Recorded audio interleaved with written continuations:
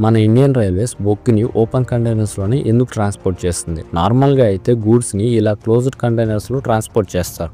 కానీ బొగ్గు విషయానికి వచ్చేసరికి మ్యాక్సిమం 90% ఆఫ్ ఓపెన్ కంటైనర్స్లోనే ట్రాన్స్పోర్ట్ చేస్తారు. దీనికి మెయిన్గా 2 కారణాలు ఉన్నాయి. అందులో మొదటిది loading and unloading. Open containers ఉండడం వల్ల లోడింగ్ అండ్ అన్లోడింగ్ తక్కువ మ్యాన్ పవర్తో మరియు తక్కువ టైంలో చాలా ఈజీగా చేయొచ్చు.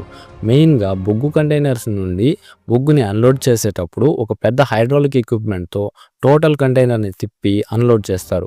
ఒకవేళ బొగ్గుని ట్రాన్స్పోర్ట్ చేయడానికి పైన క్లోజ్ చేసిన బోగీలను యూజ్ చేస్తే లోడింగ్ అండ్ అన్లోడింగ్ అంత ఈజీగా చేయలేరు.